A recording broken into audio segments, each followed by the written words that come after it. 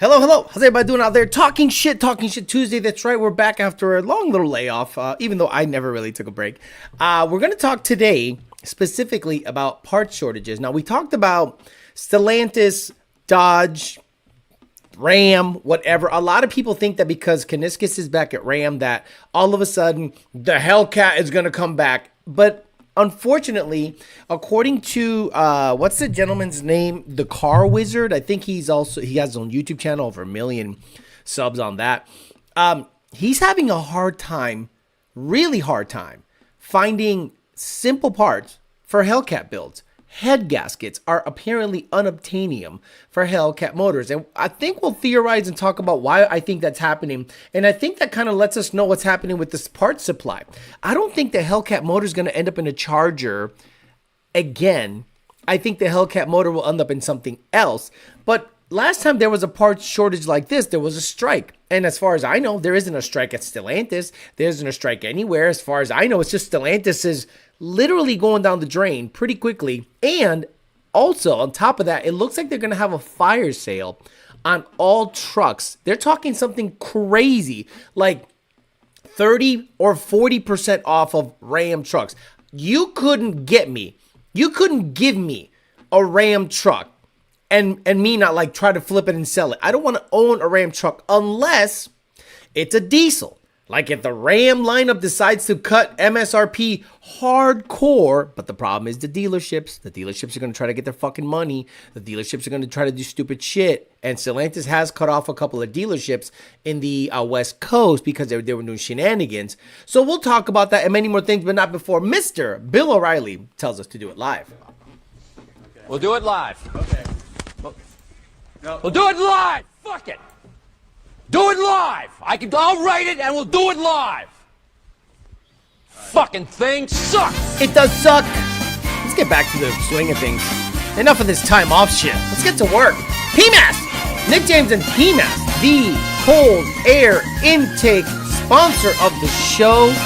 If you're considering any build, consider a PMAS cold air. Their housings are made just so consistently. The same map curve has been on vehicles for over 10 years. It's pretty crazy.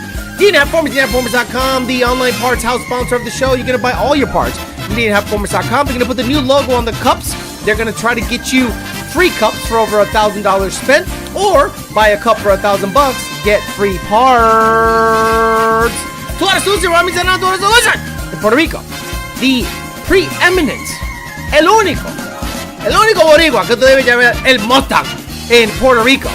Late model stuff going on in Puerto Rico. Ramy's Around Total Solution. Parts Farm, partsfarm.com. Parts Farm, the used late model car part sponsor of the show. They pay their monthly nut, and I highly appreciate them. Cranky pallets, used cars, used parts, you name it. And as always, we like to let the drug dealers know that you're not really selling drugs, you're not really moving weight unless you got Bellax on your golf cart, on your boat tow rig. You ain't doing shit unless you got Bellac Industries wheels on your shit. Douchetown, Wesley Stewart, Douchetown, Big Pops, Nick, D-Rock Fox, Gallo Bravo, Bielavesh, Joe Swiss, Monty Beth 40, Matt Oliver, Cody Jones, Joe Jackson, Z303, Kemzilla, I'm Hung Solo, Frank Donnie, who said hello. Thank you guys for being fans of the show and some followers. T. Sikorsky, Joseph, Valley 10 Speed, Mofler, Joseph Lacey, Clean 93 GT. Oh my lord, I always forget. Rich Prince. Rich Prince is just so awesome. I'm hoping that they update this stuff pretty soon so we can get some, shirts and other shit going on. But look, they have free reign as to they have creative control of everything that's happening over there. Again, guys, shirts, look at this gray shit, bro. What is going on? You guys are adding stuff? Whoa, look at this. Look at the black. Oh, yo, I didn't know you guys added black font on the hat. Damn, now I gotta buy 2 more hats. Black font on the hat, son? Oh, me voy a venir. What does puff mean? What the fuck is puff? Puff? Like Diddy? I don't think I want any Diddy stuff on my stuff. Oh, get some puff on your hat. Yeah, look at this. They added shit. Whoa. I'm buying this. I'm going to literally buy 4 hats. You know, people at the gym must look at me and be like, what the fuck does YDBT mean? This guy wears YDBT shit all the time. We don't know what that means. Look it up, motherfucker. Paul Ponthieu, Mike S. Paul Ponthieu, EPA, Clean 93, John Bonanno, 1320 Mafia, Stuart D, Elverga, Larga, Dustin, SVT, S550, RoboStyle, Desmond, Christian Duran, Desmond, Joseph Lacey, Nardi Mercado, finding out most part suppliers are gay, Blue Thunder, Third Coast Coatings, Stuart D, Third Coast Coatings, Rich, CJM, Dixon, Brandon, VRT, El Verga Larga, Joseph Lacey, Alfredo Diaz, Stuart D, Toby Cockring, Matthew Spice, El Verga, Joseph Lacey, Joe Bush, J Bush, Bush Freight LLC. He reads his whole fucking his whole company name so that it gets mentioned. One of them on RTR Taste Speaks, Mike McCall, CPR, Andrew Bryson Witt, just for the comments says hello. Let's go all the way to the bottom and talk to the people. Kevin, Anthony, Toby, Cockring, Victor, Kyobu Souza, Heaven, Zeth, Michael, Iziar, Drunk Polak, more pubes, more boost, Rocco Zioli, Osmond Condi, Jeff, semi-truck technician, any valve train issues with 22 F-150 engines? Yes. Ken Phillips, Robert Stafford, Arturo, Illuminator, Will E. Yeah, so you're going to start seeing when you start pushing boost combos on modern vehicles, you'll start seeing things fail. Recently, a parts place, Coyote Parts Place, I forget the gentleman's name, he had a valve train failure happen on his 22 F-150 with big boost, and it just took out that piston, so it wasn't a good time. So let's talk real quick. I went on x.com, and I went on my messages, and somebody said, hey, Alex, you might want to look at this video around the 12-minute mark. The gentleman's name is Chris, right here. Chris said, you might want to look at this video around the 9-minute mark. Let's go to the 9-minute mark and we'll see what's going on. Now, this is Car Wizard. He's a huge channel, so he might copyright my shit, but I urge you not to, just so that we can talk about a very important thing he's talking about here. Hellcats. He's just having trouble finding parts for anything. So listen up, listen what he's got to say about Hellcat parts, and then we can kind of like speculate as to why it's happening. Parts for than a Ferrari 599. Are you ready for this? That's right. Hoovy's 2016 Dodge Challenger Hellcat with a supercharged Hemi, which the base of the Hemi, most of the gaskets and everything are the same as a Scat Pack or a lot of the other Hemi family of engines. I have had nothing but hell trying to find parts to put this engine back together. I finally found them. It's back together now. But it was such a pain to get this thing right. I finally got so tired of it, I told Crazy D in the office, I said, here's the company credit card, call the dealer, I don't care what the price is, I gotta have these parts. Head gaskets, camshaft, exhaust manifold gaskets, lifters, all kinds of these different parts that I needed to put this thing back together, and I kept hearing, out of stock, no idea on when they're going to be replenished, if they ever are or will be, non-existent, unobtainium. I kept hearing words like that, and I was like, wait a minute here. There are millions of these on the road. Yeah, okay, so because I don't want to get the copyright stuff and I want you guys to go to his channel and view the whole video, I'll put the link up in the chat so that, you know, he doesn't go ahead and copyright my shit. He might anyway though. So why are people like Stellantis having issues with new parts? I know in the chat you're saying just pay one of the brothers some money and he'll get you a whole fucking Hellcat. I understand. What I'm talking about is shops that live and breathe. Look, there are shops that live and breathe depending on what the manufacturer puts out there.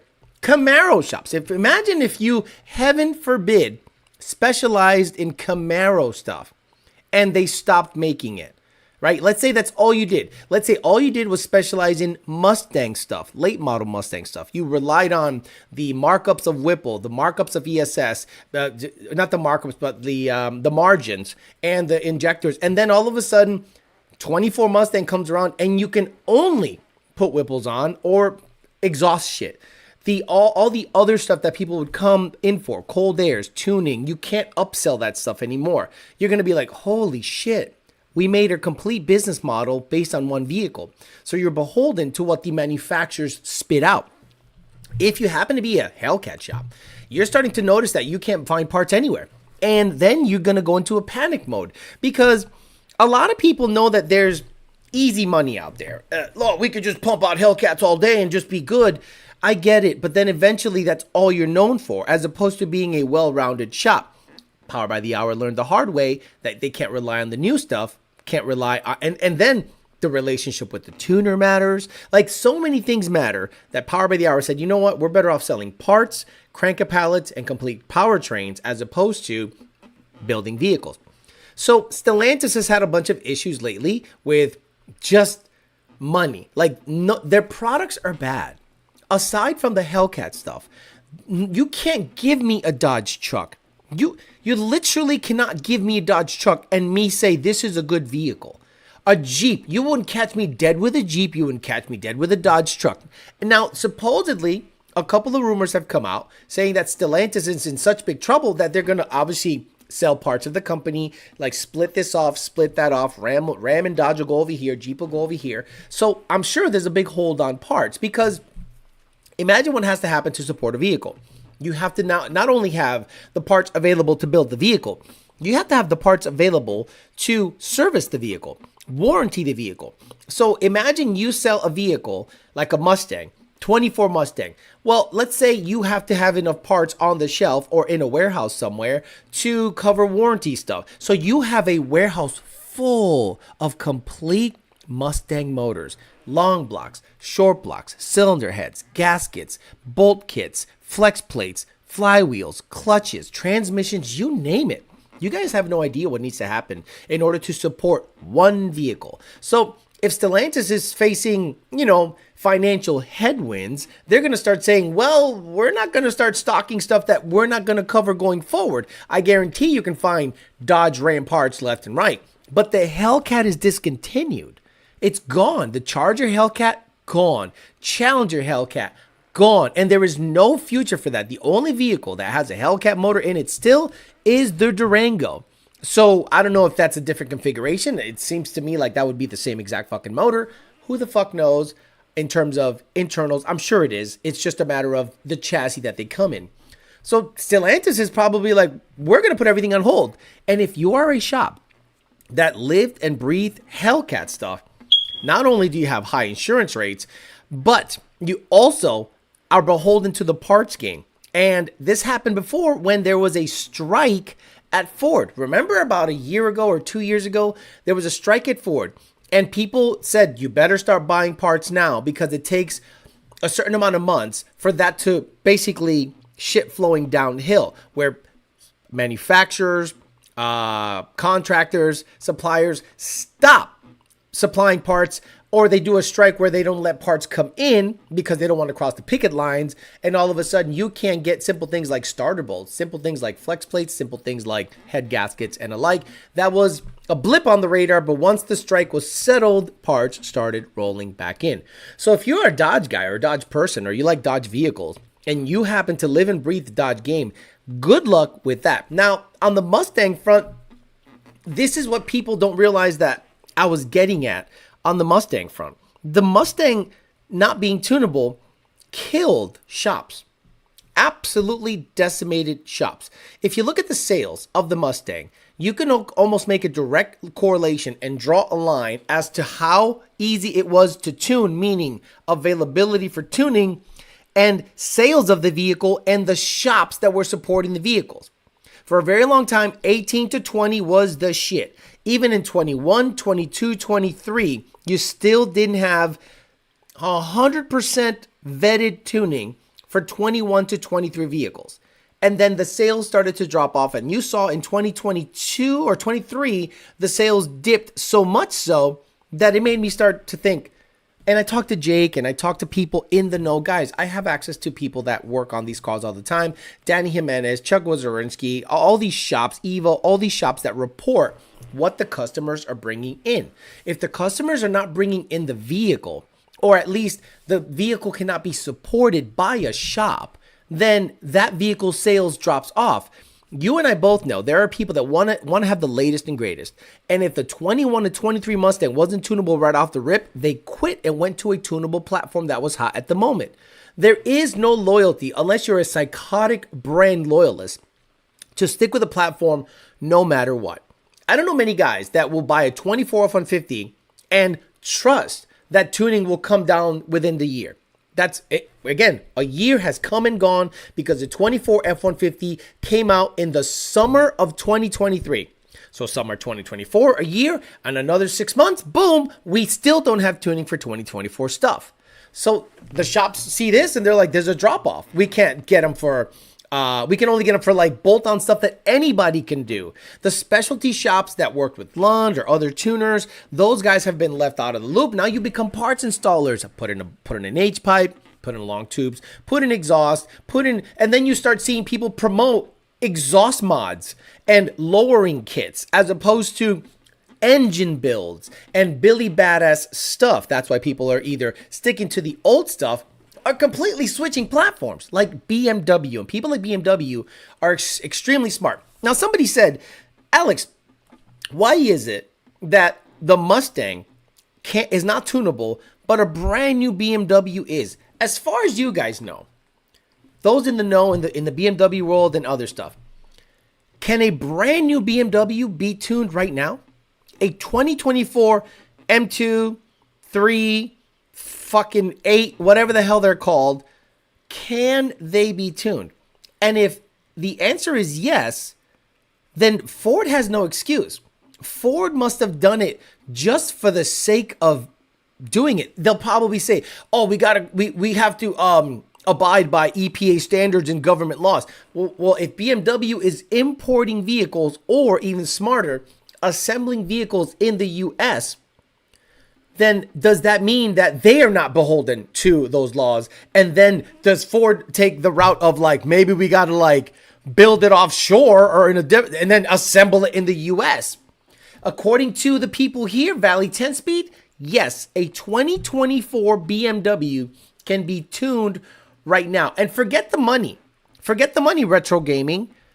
Can it be tuned? So right now, if you have $50,000 to $65,000 ready to go to spend on a hot rod because you got the dough, are you buying the 24 Mustang that the only thing you can do is put a Whipple on it? Or are you going to opt for a BMW that is tunable right now? Tune, downpipes, lab code E50, transmission tuning, pure transmission builds, and go off and run a low 9 or a high 8 in a brand spanking new platform. Don't tell me that Ford can't flip a switch and make the Mustang tunable. So you're going to start the trickle down effect of manufacturers locking tuning, having financial headwinds cause issues with the supply chain, and the people that are suffer are you and the shops that rely on that platform to make money. We'll talk about it. We'll talk about whatever you want to talk about, but I wanted to get that out of the way because I saw that happening and I said, this is the same thing that happened when there was a bit of a strike at Ford, but now that the Mustang is not tunable, you're going to start seeing that issue kind of multiply and you're going to see a magnifying glass on the people that don't have supply chain issues. Because if I wanted to buy a Hellcat right now, let's say I wanted to buy a hot rod, I don't care about Hellcat or anything. If I was not a brand loyalist, and I didn't have Fords already, I would buy an E-Ray, but it's $100,000. I would buy a CT5 Blackwing. I would buy a BMW X-Drive something, B58, S58 shit, because there's tuning available and I am not stuck up against a wall and I'm not basically waiting. I want to buy something I can modify right now. The car game is a modifying game. And if you don't allow us to modify it, we're just going to switch to a platform that allows us to modify crazy stuff. You can tune a Chevy, Dodge, Toyota, Honda, BMW, or Audi. Only Ford is holding back, according to Siksuki. So that means a Supra. All that shit is tunable. Based on your experience, did you lowered, your F-150 drive well? My coworkers think it's a bad idea. It drove really well. It actually helped a lot on the driving. Can attest to a lot of gay MW boys popping up in my area. Devin Smith, you have to bench unlock the ECU. Who cares? Can you tune it? Yes or no? You don't have to tell me the process. I don't give a fuck about the process. Can you tune it? Yes or no? I don't want to tune it. I don't even care about it. My job is to tune Ford stuff the way Lund likes to do it. But as a car enthusiast, I want to fucks with the vehicles that I can tune, meaning get tuned. BMW plus it's all-wheel drive. Yep, absolutely. EPA with a beautiful interior compared to any Mustang. Nardi Mercado says the only time you see mass sales of supercharged turbo Mustangs was when the next version was coming out. I already see Whipple 24s for sale. I was on Facebook Marketplace and some guy had the audacity to ask like $70,000. $70,000 be with a Whipple on it. I'm like, wait a minute, I thought this was so badass. Why are you selling it? Why are you selling the fucking Whipple S650 if it's so badass? Crazy, because he wants to be a BMW hero. Bet me. I'll be a downpipe hero before buying a 24 Mustang. I'll be a downpipe hero. I'm going to be honest with you guys.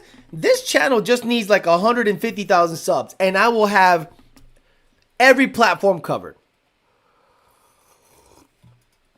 BMW, Hellcat, and some Chevy stuff. I already got Chevy.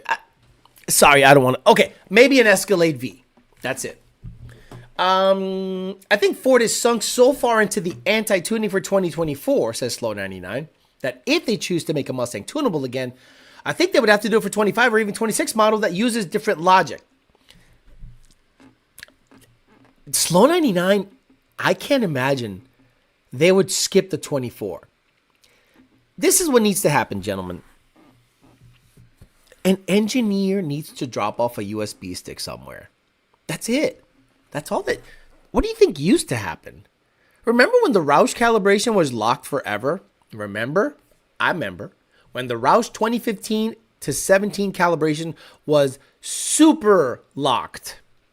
And then it took them a year or two or maybe 3 to unlock it. Right? It took a while. And they didn't have super duper fancy schmancy shit.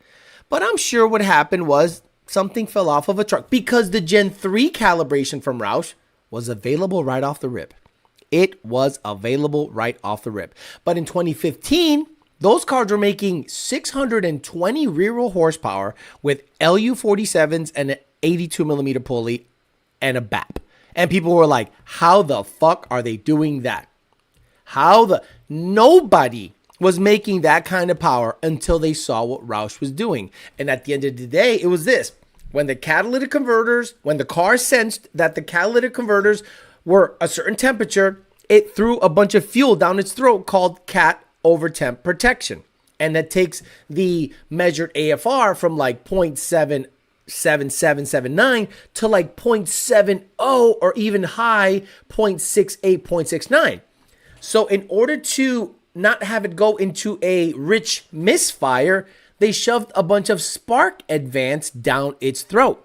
So once people were data logging a Roush tune, they're like, oh, look, it's going into 20 degrees of spark advance at 0.68 lambda when it hits catalytic over temp. Guess who does the same shit all of a sudden? All of a sudden, when that happened and Roush tunes were unlocked, guess who else was piggybacking off of that logic and making big power on seemingly, easy stuff? Only aftermarket tuners were doing that. Nobody with an off-the-shelf tune. Nobody with an off-the-shelf tune was making big fucking power. Roush locked their tunes from 15 to 17. All of a sudden, boop, they were unlocked. And then everybody saw what was happening using the similar logic and making good power on pump gas. Crazy how that works. Got my tune. Junior tune is amazing, says KJ. I remember when Roush had a rat in the camp and leaked the 2650 front feed sad horn. Joseph Ramon, bro, yes you do. The 21, 22, 23, 24 all have to be sent to Fento. Who cares about bench unlocks? It can be fucking done. Who cares about unlocks? Who gives a fuck? I'm just saying, can it be tuned? Yes or no?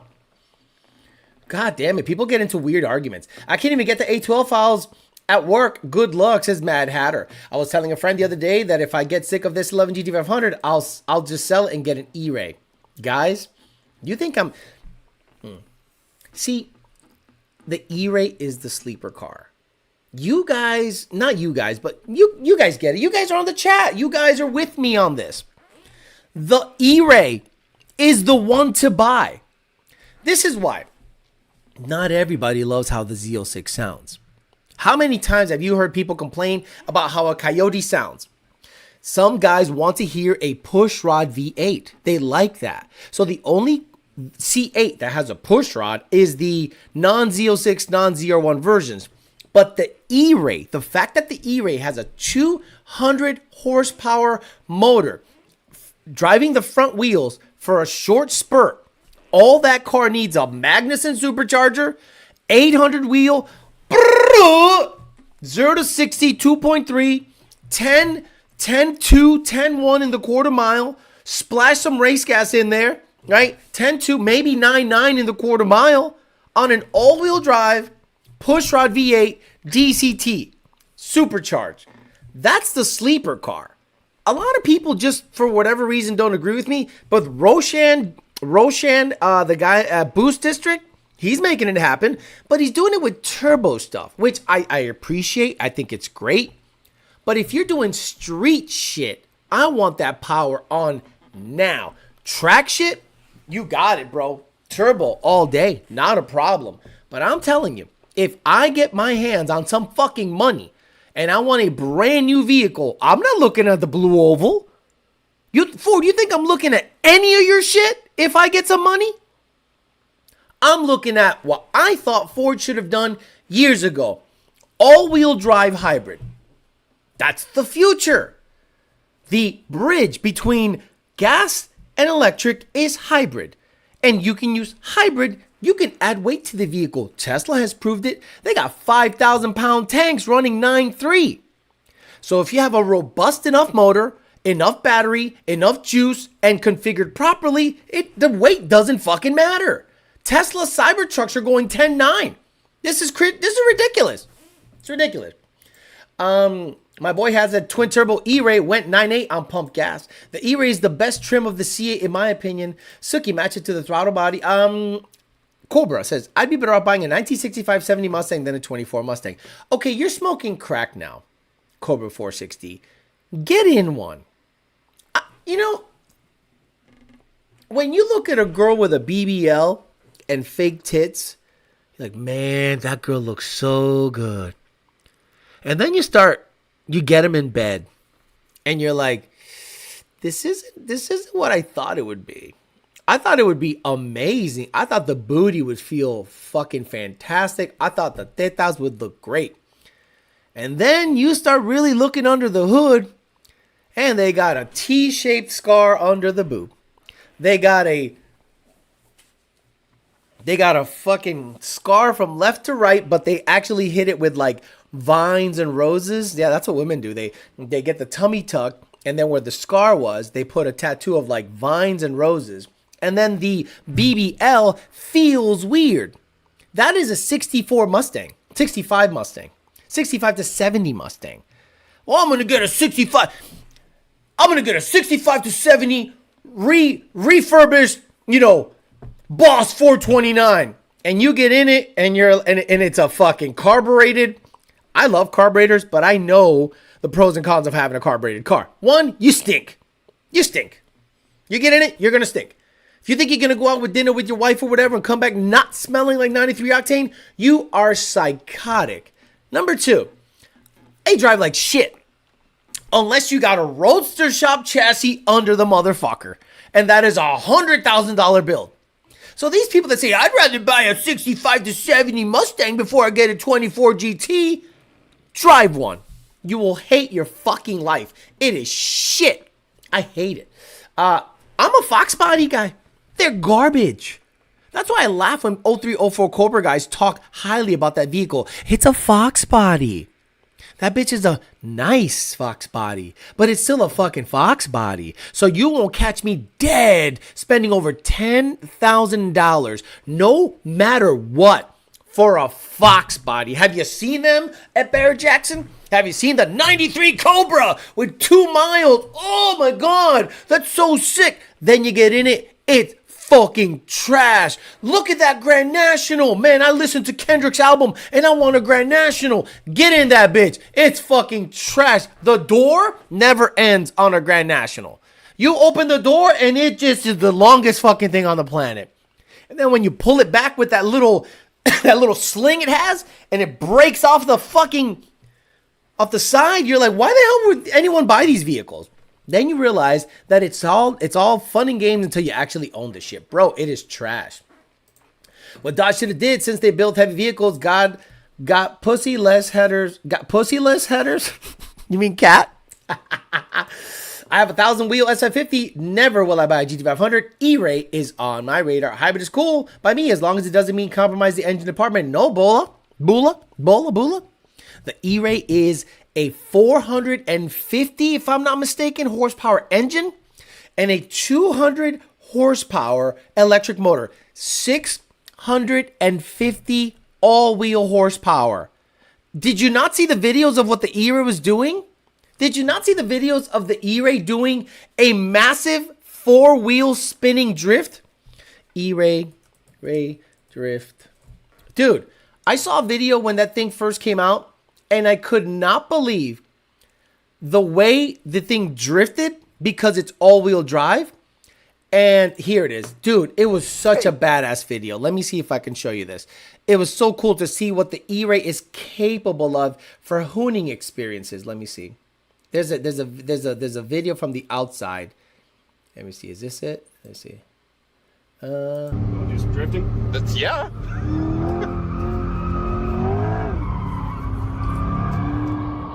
Look at this. Look at this. Look at this. A massive 4-wheel drive drift. Okay, guys, just look at this fucking thing. Fuck anything else. Look at the interior of this fucking thing. Do you think Mustang will ever reach this type of badassery? I know you don't like it. Okay, then you get in it and then your dick is hard. Crack a walnut with the fucker. Okay? And then you launch 0 to 60 as quick as a Tesla. 0 to 60 as quick as a Tesla Plaid S. Come on, stop it. The E-Ray is on my fucking radar. I need to drive one, but they're $100,000+. You fuck that. What do you think about buying a salvage sided car to turning into a race car? Absolutely. Let's talk about that. So there is this crazy no pre 2011 car drove well. Hell, pre 2005. Any Mustang pre 2005 is a rattle trap. You get in a brand spanking new, beautiful 93 Cobra. You bought it off of Barrett Jackson, 200 miles in it for $48,000, right? Turn it on. Oh my God, this thing is so cool. You take a left off of the auction lot, then you hit the first pothole, and you go, and you're like, what? And you pull over and you go, did something fall off of this? No, that's how it drives. And same goes with the 04 Mustang. Same goes with the Cobra. Same goes with the S351. Same goes with the S281. They're all shit. They're a fucking Foxbody. So don't tell me that anything swapped or I'm not going to buy it. 80s cars drive like ass cheeks. They just look cool, but they drive so bad. John Lucas, 15 to 2350 is still the best Mustang up to date, of course, with Multec and 1260 horsepower. Need to get you in one of our cars today. Don't fly me up!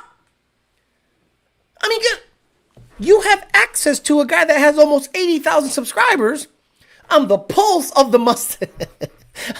I mean, my channel's not influential at all. You guys have access to me.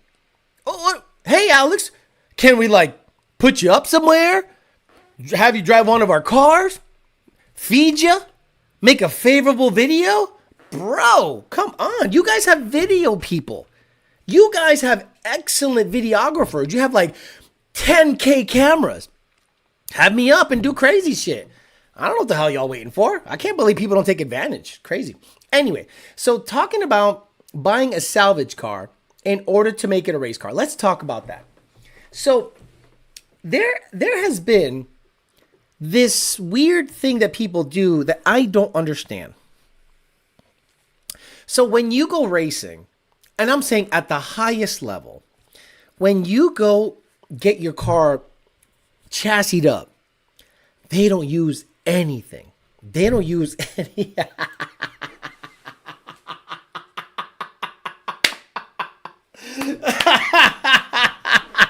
Anthony, I love you, bro. The circus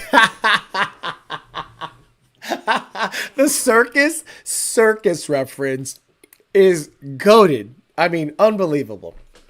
So what happens is this. How many of you guys watch Cletus? I don't watch, but I know enough.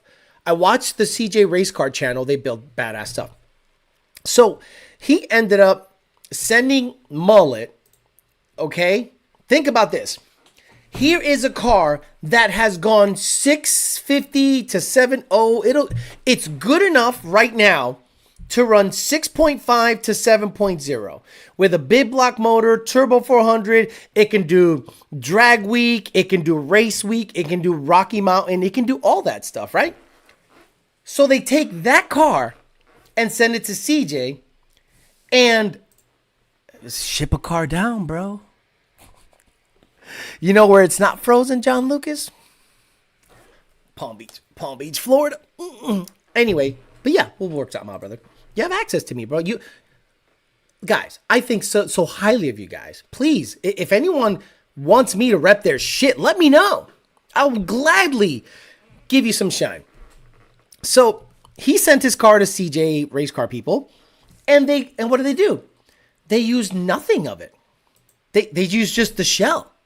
As far as I'm concerned, as far as I know, the Blue Goose went up and it just, thanks for the shell. So I go, why do people buy or give them a perfectly good vetted combo and then they just cut everything out of it, firewall, everything, and just use the skin of the car? Why not just buy a salvage title piece of shit? Give them that. Give them a salvage title piece of shit and say, skin this motherfucker. Why should I take my car right now that runs 6s or 7s or 8s that I can enjoy, send it to a chassis shop so they can fucking skin it, only use the skin and throw it on top of a vetted chassis? It doesn't make any sense to me. I'm like, why don't you just buy a car, use your existing car to run 9.0 to 890 or 880 or 790, right? It's done. Or sell it to someone that can sell it or sell it to someone that can use it for that. Not everyone's a 6-second car. So I'm blown away that people take their great running 8-second car and skin it and put it on a vetted chassis. Buy a fucking white junker with the same body, black, blue, yellow, whatever the color. Hell, you can wrap it. I don't understand. Like the Fairmont, I understand it's a piece of junk. But let's say Donnie, right? Let's say Donnie gets to the point of being Billy Badass. And then like, all right, I'm gonna go to the next level. I'm not gonna take Donnie, give it to a shop, have them gut it, and put the skin on another chassis. No, I'm gonna use Donnie for slow stuff and buy an S197 and say, here, use this. Fucking crazy to me. Crazy to me. Gio Ramirez says, I like the 2020 Shelby's. It's automatic. It's not automatic, but that's okay. It's not automatic. 80s cars drive like a bathtub on wheels. Dog, he said take a left and bam. I am telling you guys, when I get in a Foxbody, I laugh. Because I know it's going to be a rattle track. When I get in a G-body, Grand National is a G-body. Don't get it twisted. That bitch is a fucking Cutlass Supreme. Okay? Same shit. So y'all motherfuckers like, oh, this is a Grand National. It's a Buick Regal. It's a Cutlass Supreme. It's the same shit. It's a fucking G-body. So when you have your body mounts rotted off, Your shock mounts rotted off. Like it ain't special. So when people say, "Oh, this Foxbody was one of one," shut up. It's a Fox, bro. Stop telling me that it was a one of this or one of that. It's a Foxbody. This thing goes over a hole and it shakes your fillings right off the bitch. Didn't Joe Steele sell his hot rod body for 200 plus, money down, thrown away? Didn't Joe Steele sell his hot rod body for $200,000, money thrown away? I don't even know what you're talking about. He sold his car to Brett. I don't think Brett spent 200 on that car. Not at all. And then I think he did the right thing. He had a skin from an S197 and said, here, throw this on the chassis. I mean, here's a here. It says, I highly agree. If you can afford a 6 or 7 cent car, you can afford to restart with a crash car to cut up. Like the Lunge said something to me that blew my mind. The Cobra that they have, even though I'm not a Cobra fan, they were like, well, we should cut this up. I go, what? The Cobra has like 7,000 miles. It's got a 6R80. It's got a Coyote control system with a 32 valve Cobra motor with twin turbos. I'm like, wait, you're going to send that and skin it? So then I went to thepartsfarm.com, the parts farm. So if I'm not mistaken, if you go to thepartsfarm.com and you got the money, you can buy complete vehicles, if I'm not mistaken. Let me see. Complete cars. I think they have like shells. Yeah, look at this. You want it? Look, yeah. An 2014 GT for $1,500. Get the fuck out of here. What? Guys, you guys want to start building race cars? You hit up thepartsfarm.com. $1,500? $1,500. You're going to make a weird front end anyway. You're going to put carbon fiber doors in it anyway. You're going to front tubular deal. $1,500? This has to be a typo. $1,500. Dude, it's got the electric steering. So that's what I mean. I think it's got brakes. If you're building a race car, guys, go to thepartsfarm.com and say, hey, what do you guys got? This is a 2014 S197 rolling chassis with a salvage title for $1,500. You guys think I'm fucking with you. A piece of junk roller, 11 Chevy Camaro, $1,500 if you want to, again, take the skin off, put it on the chassis. This is a great buy. If you want to build a race car, you go to the Parts Farm, bro. Let me see what else they got going on. They have a Celine. Oh, they sold that car. 2010 GT, 15 F-150, quad cab though. A Hummer for $65,000. 8 F-150 shells. Again, take your F-150. Look at that. There you go. You want an F-150? You want to build a race F-150? Don't buy an F-150. You buy this and you throw it on top of a chassis. Literally throw this on top of a chassis. Put your shit ass front end on it. You're going to put a weird front end on it anyway. You're going to put carbon fiber doors on it anyway. $1,000. What else they got? A $13,000 Gen 3. What's wrong with this one? EcoBoost. Yeah, no, y'all can keep that fucking thing.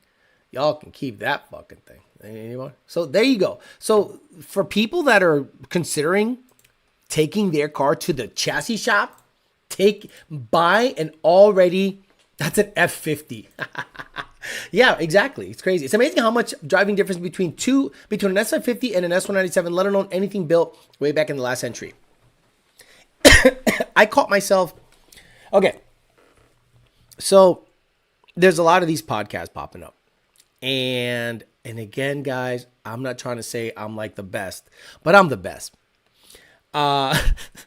You hear these podcasts popping up, and podcasting, you would think that the people would have a high vocabulary, like great speakers. It's a podcast. People want to hear you talk. So then I said, let me see how I did. Let me remind myself how I did on the Street Alpha podcast. And I'm going to be honest with you guys. I was excellent. I was fast talking, jive ass, Marico motherfuckers, go snatch a purse. I was boom, boom, boom, info, 3 hours of just spitting shit, right? So then I'm like, okay, a lot of people are out there and you know, they influence what the space does. They influence what the space does. So when these people talk about older cars and how they used to drive, and on the Street Alpha podcast, I did mention that if you went from a 2014, I was making fun of the S650. That's what was happening. I said, the driving experience between a 2023 Mustang and a 2024 Mustang is negligible. It is the same chassis. It is the same motor. It is the same transmission. It is the same IRS. It is the same general body dimensions. But in 2014, if you were used to driving a 2014 GT and then you drove an S550, you thought you got in a spaceship. I remember John Whedon. I think his name is John Whedon. Mike Whedon. He is now a tuner at VMP. He used to be the tech at VMP for a long time. So he was a Mitsubishi guy, DSM guy.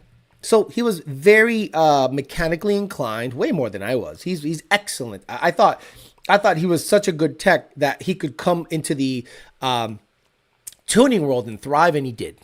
And I believe he's very good. Unfortunately, he's working for a company that, whatever. But at the end of the day, I think he himself is excellent. He knows engines and cars. So he started working on these cars not knowing anything about Mustangs. So he's working on 11s, he's working on 13s, 14s. Then a 15 rolls up. He puts a TVS on it, drives. He goes, I tell you what, driving that is like driving a spaceship. It is like absolutely driving a spaceship. The infotainment, wonderful. The driving, the IRS, you hit a pothole, your teeth are still you're not chattering. The steering was better. The interior was light years better. Everything was better. It was a little softer. I'll give it that. It was a little softer. But a performance package GT in 2015 versus a Brembo equipped performance package 14 GT, not even close in terms of driving experience. You had to get used to it. It was totally different.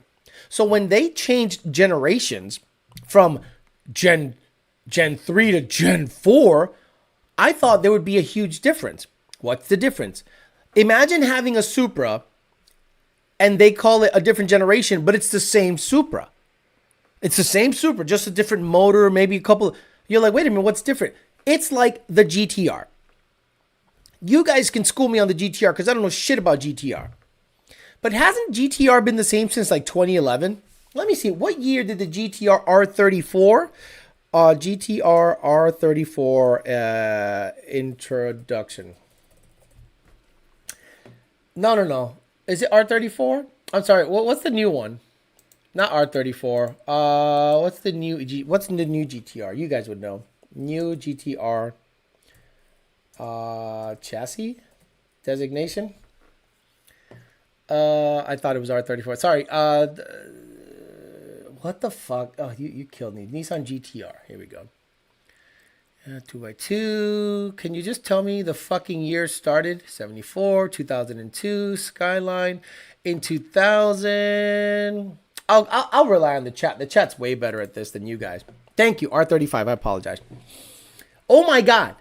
You're telling me that the R35, apologies, because I don't know shit, is the same since 2009. So the R35, do they say it's a different generation? The one that Paul Walker didn't die in. So 09, 2009. 10, carry the 2. 16 years. 16 years. They've literally given you the exact same fucking car. You're telling me I could buy an 09 GTR and people would look at it and go, I don't know exactly what year that is. Like 87 to 93, you couldn't really tell the cars apart unless you knew about the factory colors, right? 85, 86, we know how to tell them apart, right, guys? 84 was totally different than 85. 85, 86 looked identical. How can you tell apart an 85 to 86 Mustang hatchback? Go, guys. Visually. Let's say both are the same color, both are the same trim.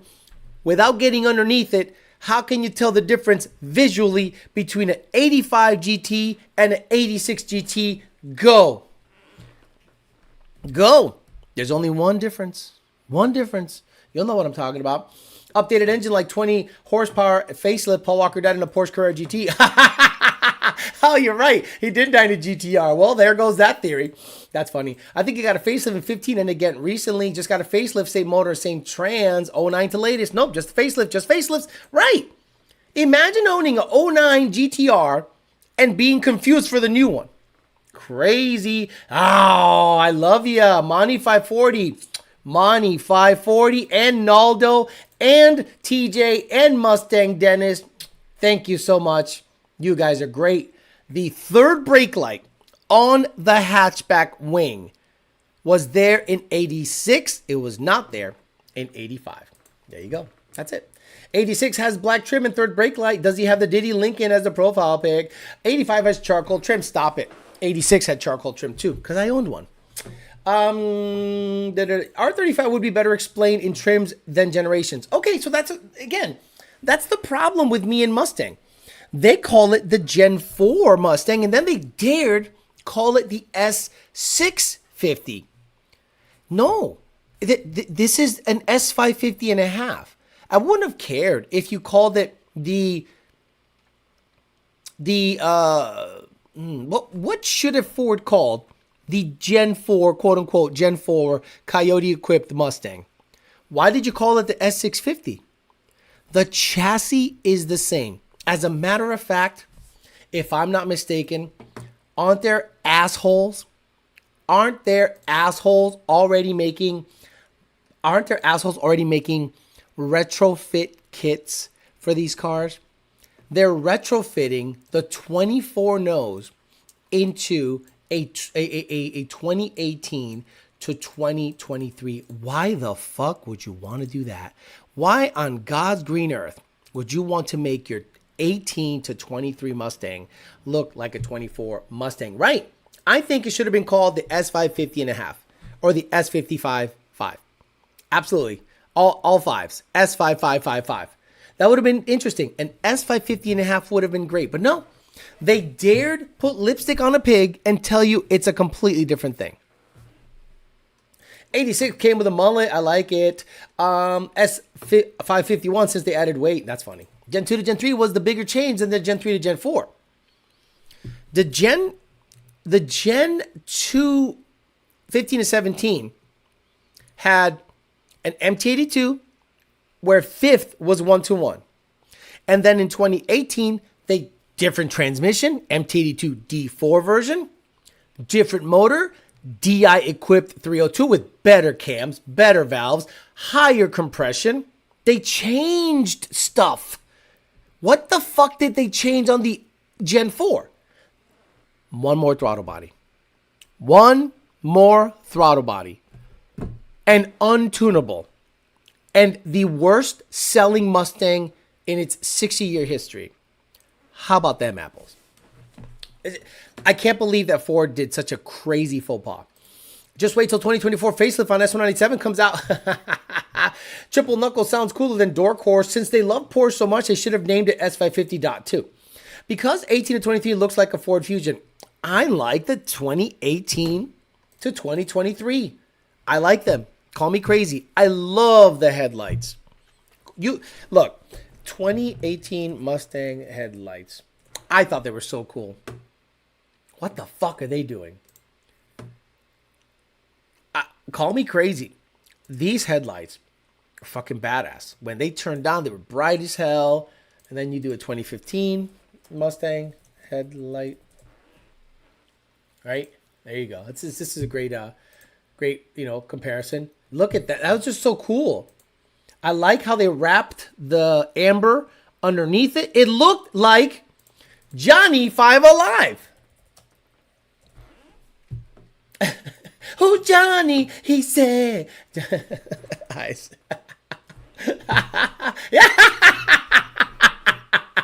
Oh shit.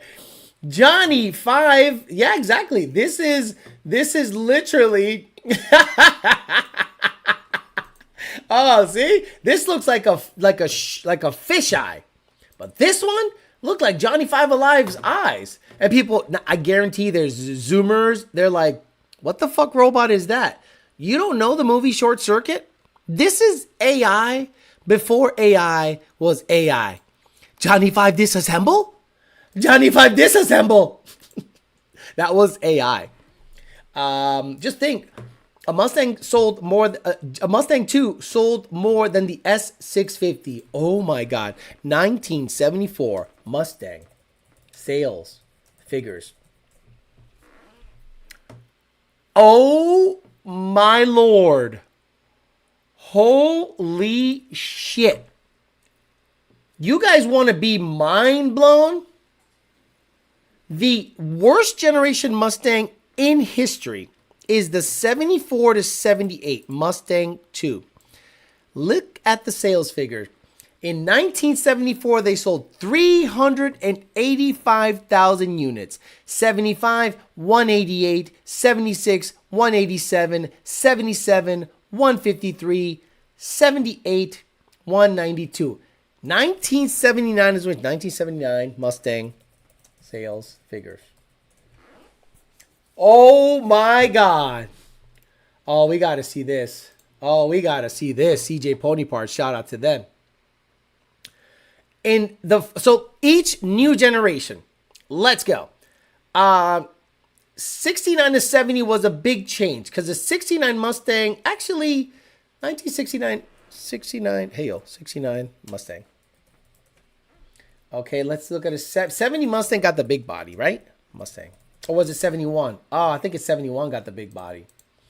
71 Mustang got the big body. Yeah, 71 Mustang. So 70 to 71 would be the one to look at right here. So in so this is when generations change. We're talking about generations changing in sales. So 70, they sold 191,000. 71, they sold 151,000. In 74 is when they changed body style. Look at that. Tripling sales. Why? The gasoline crisis. The gasoline crisis. There were 4-cylinder Mustangs for sale, but each of them outsold their previous generations, 71, 72. Then in 1979 is when the Foxbody came out. Turbo 4 cylinders, regular 4 cylinders, and 5 liters, 369,000 units sold. 82 I thought was a great looking car. Then the body style changed actually the front changed in 83 and 84 with the honeycomb front. 85, 86 sold 156, 224. Then the new body style didn't do well in 87. No one liked it that much, but then it caught on in 88, 89, and 93 was the last year of the Mustang, and it has been a slow, steady decline, except for 2015, the king daddy of them all, and look at that, we are down to 47,212 units for the 24, making it the worst selling Mustang in history. Wow. Wow, Ford, how are you going to fix this fuck up? Because nobody wants $65,000 cars they can't tune. Psychotic. Farrah Fawcett helped sell the Mustang too. People had money to spend. Third brake light in 74? In 74?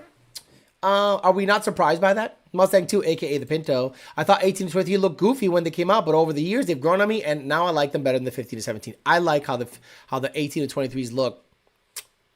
I don't know about over. Yeah, I do. I do like how they look. The Mach-E sold more than S650. Same as eyes I've caught peeking while I'm in the shower, Dad. Coyote Austin Frenzy is who you're thinking of. 15, I like the Morimoto headlights. 18, had it right from the jump. Short Circuit was legit. Was there different MT82s for any 15 to 17 Mustang models or all the same trans? 15 to 17 Mustang MT82 were all the same. Hell, 11 to 17 gear ratio wise was the same. I had an 82 back in the day, 373 gears, Gen 2 for the win. That's actually crazy. Wow. Wait, thought the Turbo 2.3 was only in the Evo and the Foxbody. But in the Evo for the Foxbody. No, there were Turbo 2. There were Turbo. No. You're talking about the. Not the Evo. You're talking about the SVO. No, there were turbo Fox bodies that were not SVOs. 1980 turbo Fox body. Yeah, so McLaren had some turbo. Oh my god, shut the fuck up. What is this? With custom ported heads and a ton of magic when it came to the tuning side to get these engines running to McLaren's standards.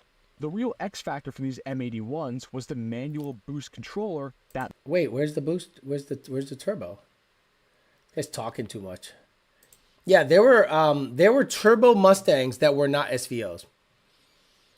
When did let me type it in on Google. When did Ford put turbo 4-cylinders in their Mustangs?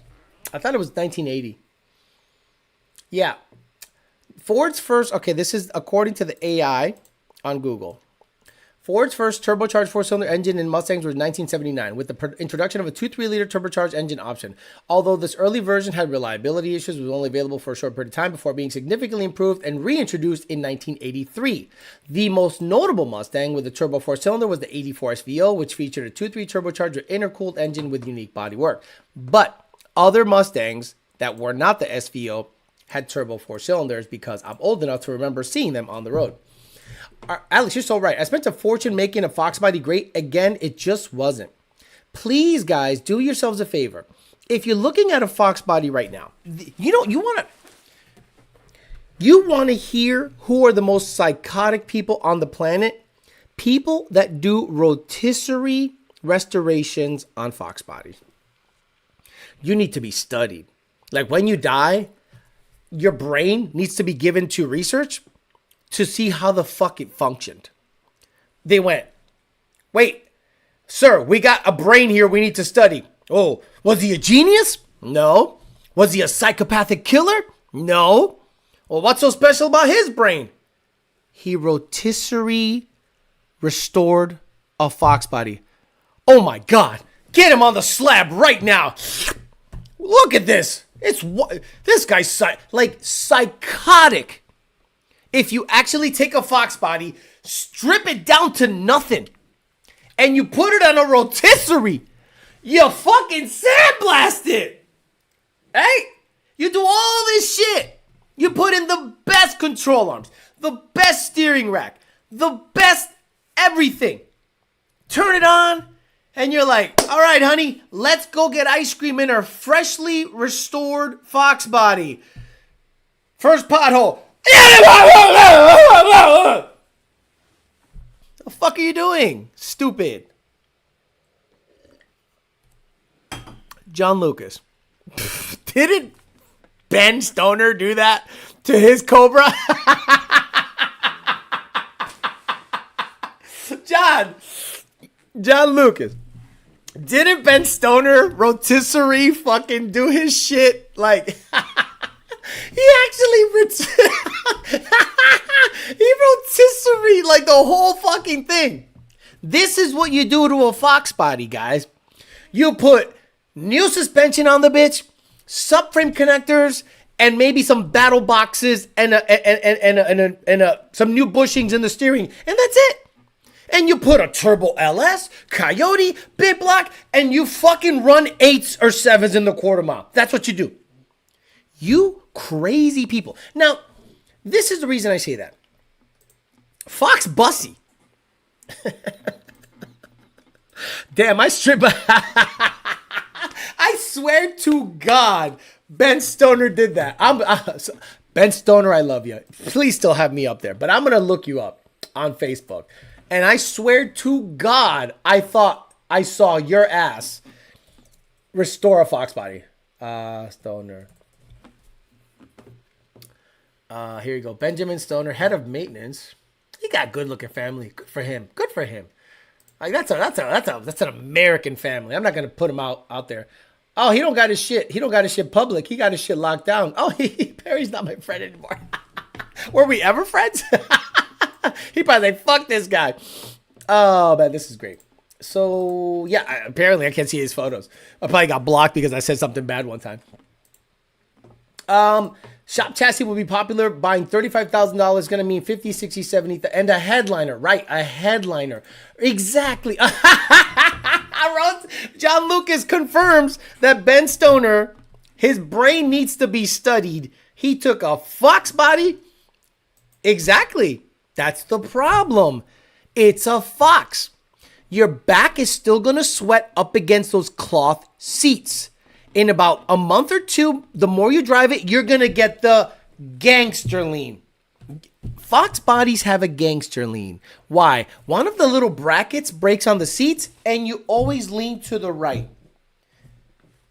You get gangster lean, you hit a pothole and makes a bunch of noise. It still drives exactly like a Fox body.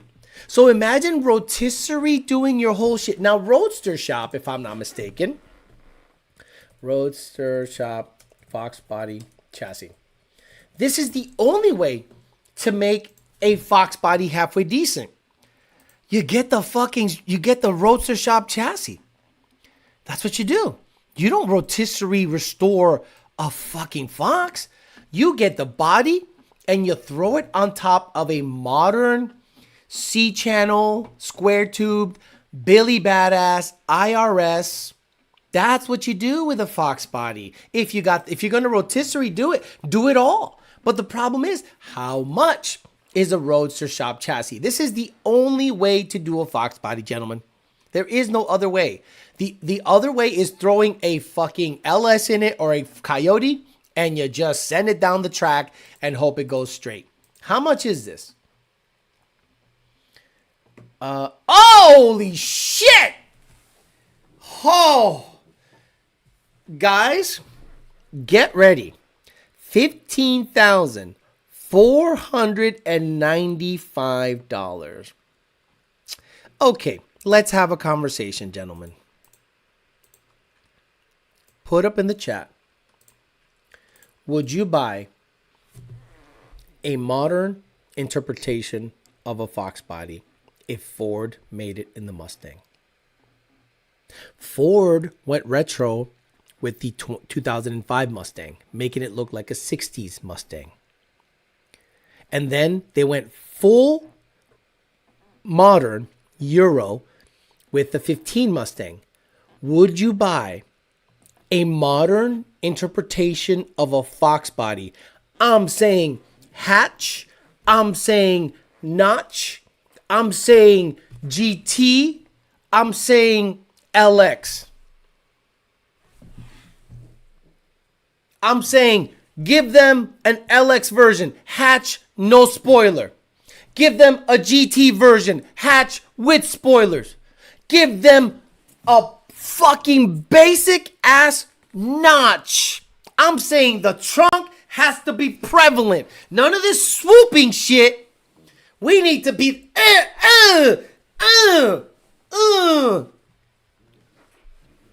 If it's not, and it's got to be tunable. See, Ford, this is the best focus group you could have. Someone says, I'd rather spend 35 to 50K on a real nice stock one. Oh, no. We're talking about new question. Let me put up a poll. Put up a poll. Start a poll. Ford, you want an actual focus group? This is your focus group.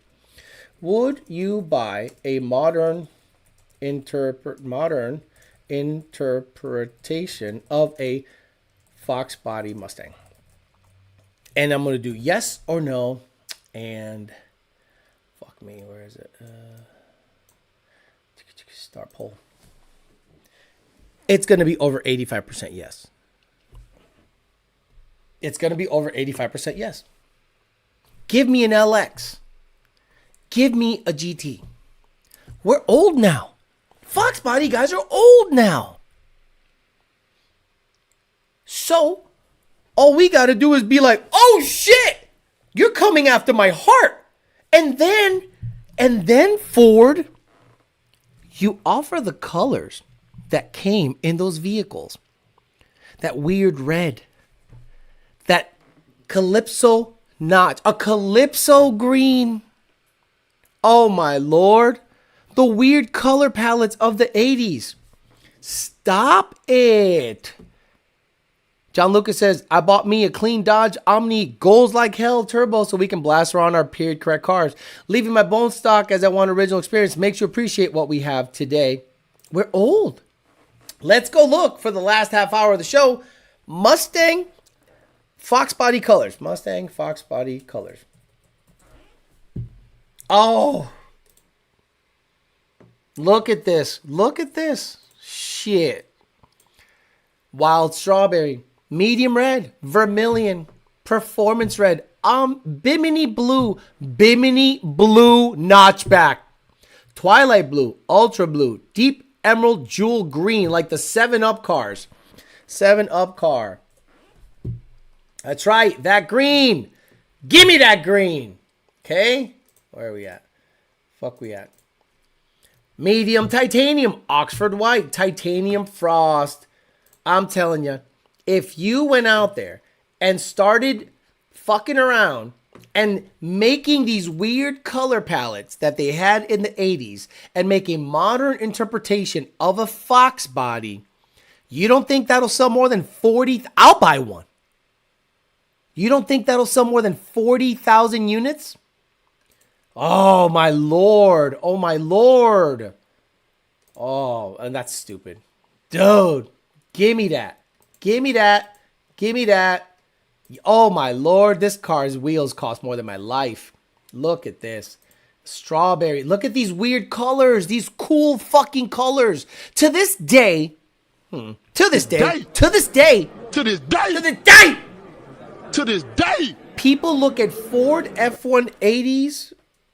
Ford F-150 colors. Yep. To this day, people see these old style trucks and they mimic the colors of the trucks of that time. You see this all the time. People like this weird shit. People love these weird fucking colors. But no, you're giving them this weird, goofy, double screen on the dash. Y'all need to, Ford, this is your last hurrah. Something tells me this is going to be the last car you make before that when you need to get in a car, you shove a dildo up your ass and then you suck on a phallic piece to get the car going. We're almost there. We're like this far away from being iRobot, where the car just drives for you, ensuring the dildo's up your ass to ensure you're in the vehicle. A Fox with the pony wheels is such a good look. Bro, crazy. Give me a 7-Up, a.k.a. Starry Color. Xavier, what the fuck? Are you fucking retarded, Xavier? Maybe I would buy one if I had a lot of memories back in the day. I was driving one when I met my wife. My LX was Oxford White, Titanium Frost. I got an 89 Bimini Blue LX Coupe. Could you imagine turving a Fox Focus Group? Make it all steel. What do you guys think about making a car all steel? Twilight Blue or Ultra Blue for me. What was the weird yellow that came on the Foxbody Calypso? Offer 351 or Turbo Coyote Supercharge. I'll take one in red, please. I'm 29, but I learned to drive a manual 89 GT, two-tone GT, Reef Blue. Oh, we got to live through the second muscle car period. The late 70s are creeping in again. The malaise era. Remember when I told you guys the malaise era was creeping in? This is the beginning of 1974 again, where you get cars that are not that palatable, but those cars sold more. They're not that palatable. People don't like them all that much. The sales scream for themselves. Don't take my word for it. Take Ford sales figures for it. The fact that they couldn't sell 50,000 cars in what they thought was a revolutionary redesign. Everyone's going to want a car with a drift stick. Nobody cared. Everyone's going to want a car with, key rev fob. Nobody cared. Everyone's going to want a car that you can't tune. No, they didn't. Chrome yellow. Yeah, chrome yellow, bro. Chrome yellow. The 1993 anniversary cars were fucking cool. I know they're convertible. No, wait. Yeah, they're all convertible. Mustang. There was a red one and a yellow one. Yellow. Yeah, they're all convertible, I think. Yep, bro. Chrome ponies back in the day. Oh, bro, if you had chrome ponies, you might as well have been a drug dealer. They're like, well, where'd you get chrome ponies? Like, what you mean? All you got was 10 holes and turbines. And then you got Not only did you get ponies, you got chrome ponies. And if you sold Yayo, you got the triple white. You got the white wheels with the white paint and the white fucking top. But the chrome on white, bro. Turbines is, you are poor. You are a poor motherfucker if you had turbines. If you actually kept the turbines on your car, you were just poor. But the fucking white ponies and the chrome ponies, pfft, shit, they thought you were selling drugs. They were going to call the cops on your fucking ass. They thought you were selling drugs. Bro, I know, Ford. I don't know what the fuck I'm talking about, Ford. You know, Ford, you'd be pretty smart to bring me in and stop listening to people that do the hard R on Resonator Deleter to sell products. We have an NBRP Resonator Deleter. We have an NBRP Resonator Deleter. And that's all I can think of when I hear deleter. We have an NBRP Resonator Deleter. Yeah, that's the voice of the generation right there, of the worst selling Mustang in history. Chrome ponies were the bell axe back in the day. LS Swap New Age thoughts? Who cares? SVT Tito, what the fuck are you talking about? LS Swap a fucking car. Fuck out of here. Summer edition, yellow, red, white, or blue. Red, white with spoiler. Friend has a chrome yellow car where the interior looks awesome. Been driving my 82 Capri RS50 white with French vanilla interior for 42 years. Shit. Good for you. I was just asking, man, I have no idea. This is my first Coyote. I apologize. You got to understand, though. This is like advanced Coyote shit. We're not in here doing basic stuff. We're here talking. We're so knee deep in it that we hate each other. You understand? When you know a product so well, you hate everybody, including your own. Everyone here hates each other, but they like each other at the same time. They're like our friends are. Like friends make fun of each other. So we're not going to be here like, yeah, let's move this Coyote platform forward and be a positive voice for the Mustang community. Fuck you. You got to buy the right parts. You shun people that try to push parts that are junk. Old pump gears with cute little colors on them. Fuck out of here. Love you. Voice of the Mustang generation. Resonator Deleter. Alex could literally say Ford and sign an NDA. Convo wheels were the shit. Damn, being born in 2001 sucks. I want to live through the Foxbody. Foxbody era was so fucking legit. You got to understand. The Foxbody era was everything. Everything. The fuel-injected Foxbody era introduced shenanigans, silliness, fast 12-second cars with very basic mods, a 225 horsepower car, a notch. Ford gave you a non-AC'd manual window car back in the day. Hey, what do you want? I want no AC, manual window, notchback with ponies. Here you go. Unreal. Ford needs to make Fox bodies that can stand up to hitting the bears, man. We hate each other. We are deeper than I can go with the stuff. Oh, we're getting your thoughts on... Was getting your thoughts on a buddy planning doing it and we're telling him not to. Don't LS swap stuff. That's like super gay. It's like the gayest thing you could do. Never liked the TRX wheels. TRX wheels were metric. I remember people trying to put 14-inch tires on a TRX wheel and the fucking tire being sent to the moon because it didn't fit. Saw a really nice white and blue Celine convertible Fox in Massachusetts a couple of months ago. Woke oil pump gears, crowd control, DNF performance. John Luke Ford trying to build cars for Dylan Mulvaney, working out like it did for Bud Light. Ford. John Lucas, you guys are kind of closer to Ford, right? And you got a Shelby contract. You guys got saucy DCT tuning, I heard. Good for you. Motec. You have to know, or maybe have to have a NDA signed to have seen something that gives you some kind of indication of how Ford is going to go with the Mustang. Now, I used to have insider baseball knowledge, people that worked with manufacturers and subcontractors and stuff, and they'd give me information all the time. They dried up, which tells me that Ford, I think, locked down a couple of things. But I don't think Ford is going to come out with anything that the public actually wants. Gen X is 40 to 50 years old. We got money now. We got money. And young guys like Fox bodies. What is the most popular? If you were to go up to Jim Farley right now, and if you were to say, Jim Farley, what is the most popular racing chassis of all time? Ever. What would he For say? my next trick, I'll make the Mustang a compact truck. We'll call it the Cuckstang. No. What is the most popular racing chassis of all time? Since the drift stick is a hit, we'll include it in everything we sell. F350s, F150s, everything. Fuck it.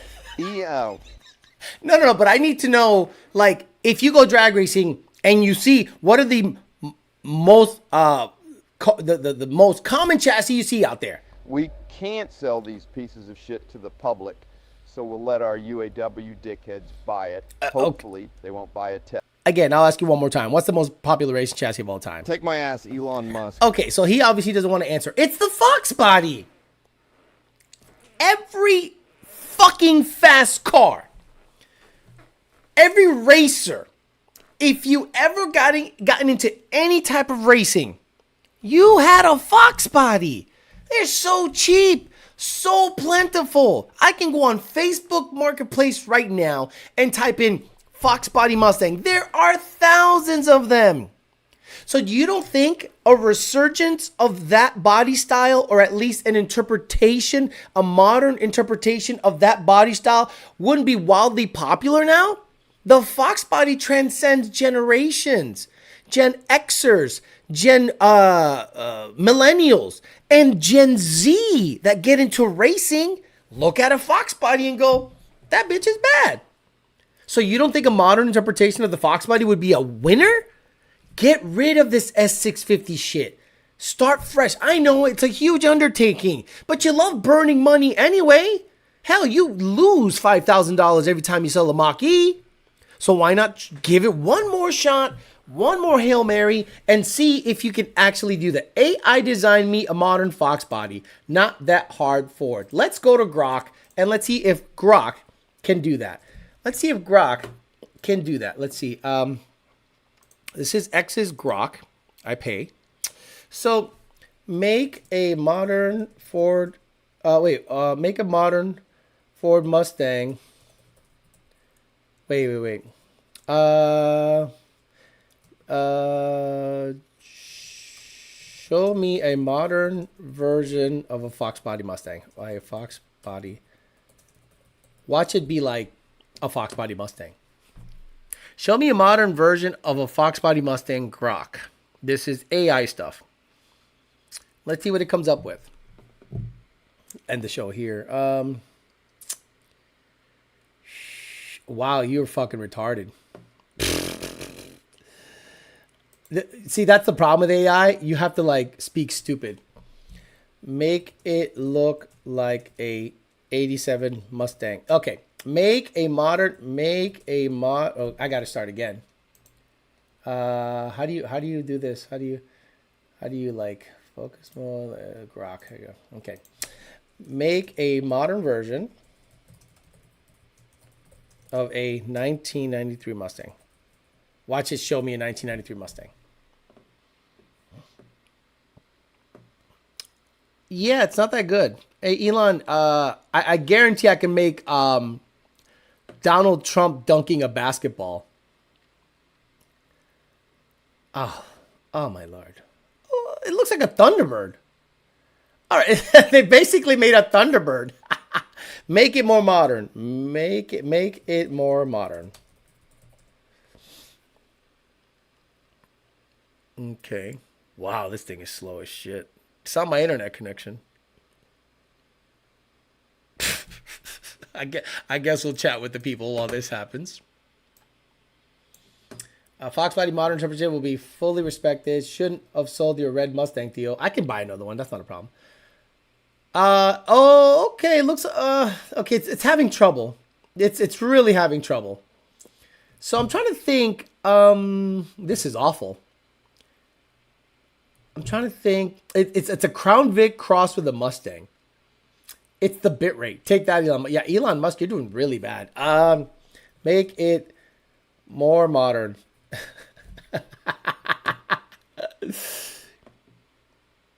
what would a modern notchback look like? Hey guys, I'm going to give you guys homework. And Thursday, we'll talk about it. And we're going to run with this idea. Nah, this is stupid. Yeah, this AI is retarded. Watch this. I could make a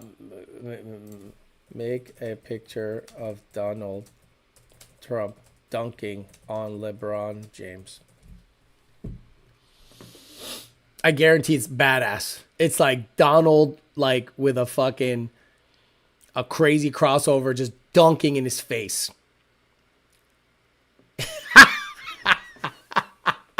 Yeah, there you go. Yeah, look at that. Boom. The Donald. Look at that. Boom.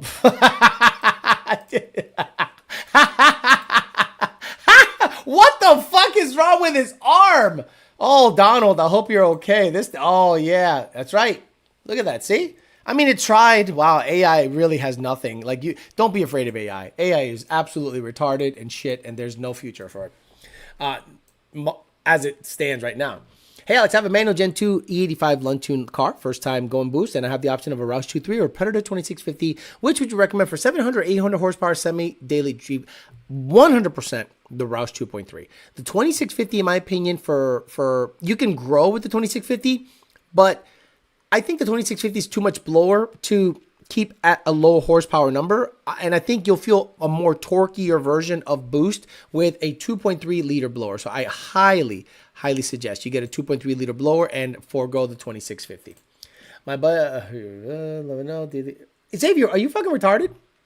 Xavier, you're retarded, right? You know I work for Lund, right? Like, you know I work for Lund, right? Bro. 80s Mustang, no answer. Answer my question, por favor. What the fuck are you talking about? What question? Did you have another question? Let me see. Another question here. Fuck Mustang Lifestyle says, hey, Alex, I have a 17 GT manual base with a Roush 2.3 blower, PMAS, cold air intake with 70,000 miles. In today's market, how much would you think I could get for it? Smarter to sell blower separately. 25 to 28. 70,000 miles? I wouldn't pay more than 25 for that car. Love ya. 25 to 28, depending on the condition, color, trim, all that stuff. I wouldn't pay a dime more for that car, honestly. Sorry. Posted one on Patreon. Okay, Patreon. Okay, let me see. Patreon. I'll go a little later if we need to.